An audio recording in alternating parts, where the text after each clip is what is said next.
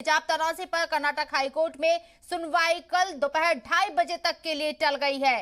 सुनवाई टली है कल दोपहर 2:30 बजे तक के लिए। तालिबात के वकील की दलील है पाबंदी का फैसला बेतुका है। उन्होंने अपनी दलील में ये बात कही है। वाज़ेह रहे कि कर्नाटक हिजाब मामले को लेकर आज कर्नाटक हाईकोर्ट में समाअत थी और समाअत हुई, लेकिन सुनवाई कल तक के लिए टाल दी गई, यानी कि कल दोपहर 2:30 बजे एक बार फिर से समाअत होगी, सुनवाई होगी। उसमें क्या फैसला लिया जाता है कर्नाटक हाईकोर्ट की जानिब से, ये देखना होगा। कर्नाटक हिजाब मामला दीगर रियासतों में भी सरगर्म नजर आ रहा है और सबकी निगाहें आज कर्नाटक हिजाब मामले को लेकर हाईकोर्ट में हो रही समाअत के ऊपर थी।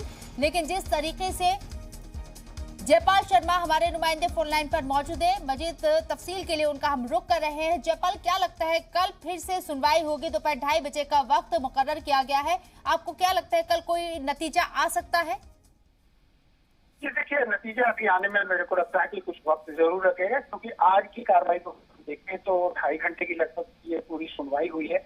और उस दौरान जो है छात्राओं की तरफ से जो वकील हैं मिस्टर कामत, वो उन्होंने ही अपना सबमिशन दिया। वो लगातार कोर्ट के साथ अपने पक्ष को रखते रहे। उन्होंने सबसे पहले जो है देश के अलग अलग कोर्ट में जो इस हिजाब को लेकर के अलग अलग तरह की जजमेंट आई है उनका हवाला दिया है। और उसके साथ उन्होंने इस बात को जस्टिफाई करने की कोशिश की है कि ये जो वर्डिक्ट दिए है उसके पीछे क्या जो तर्क था उसको इस्तेमाल किया गया। इसके अलावा उन्होंने कुछ विदेश के अंदर के जो मामले, खास करके मलेशिया का मामला, उन्होंने कोर्ट के सामने में को बताया। और उसके बाद इस बात पर भी आकर के थी कि जो गवर्नमेंट का ऑर्डर है वो ऑर्डर किस तरह के हैं और क्या उनको सही तरीके से इंटरप्रेट किया गया है। और उसके साथ ही जो कि एमएलए जो होते हैं वो कमेटी के चेयरमैन होते हैं, जब ये आदेश बनाया गया तो क्या कॉन्स्टिट्यूशन को ध्यान में रख करके बनाया गया था। इस सारे मुद्दों पर चर्चा हुई और उसके बाद जो है अभी भी उनका सबमिशन समाप्त नहीं हुआ है। लगभग उन्हें 15-20 मिनट का वक्त और चाहिए। इस बीच में एक वकील के द्वारा जरूर ये कहा गया कि जिस तरह से 5 राज्यों के अंदर में चुनाव चल रहे हैं, ऐसे में इस मामले की सुनवाई के बारे में जो कुछ भी मीडिया के अंदर में या सोशल मीडिया के अंदर में लिखा जा रहा है उस पर रोक लगनी चाहिए। हालांकि चीफ जस्टिस का कहना है कि अगर ये विषय इलेक्शन कमीशन की तरफ से आता है तो वो उसके ऊपर विचार कर सकते हैं।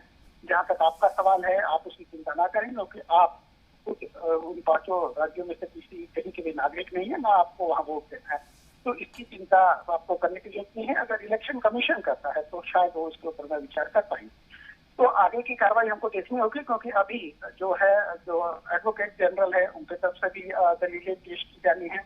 उसके अलावा जो कुल दूसरे पक्ष के जो वकील हैं उनमें से भी 1-2 वकील जो है उन्होंने समय मांगा है कि वो इसके अंदर में अपनी तरफ से बोलना चाहते हैं। तो मेरे को लगता है कि ये कार्रवाई अभी को 1 या 2 दिन और चलेगी, उसके बाद ही कोई निकल के आ पाएगा, क्योंकि बहुत सारी चीजों का विश्लेषण है। और जैसे पहले भी कहा था कि कॉन्स्टिट्यूशन की जो व्याख्या है, जिस तरह से ये पूरी चीज है, उसको गहराई में जाके जांच करने की जरूरत है और उसके बाद ही किसी प्रकार का निर्देश के अंदर में दिया जाए। और जिस तरीके से यहाँ तालिबात के जो वकील उन्होंने कहा है कि भाई पाबंदी का फैसला बेतुका है, किस लिहाज से उन्होंने कहा है पाबंदी का फैसला जो है वो बेतुका है, किस संदर्भ में कहा गया, उनके जरिए दलील रखी गई? साथ ही साथ एक चीज और मैं आपसे पूछना चाहूंगी जयपाल, कोर्ट ने कहा है कि मीडिया इस मामले पर बहुत संभल कर समझदारी से काम करे।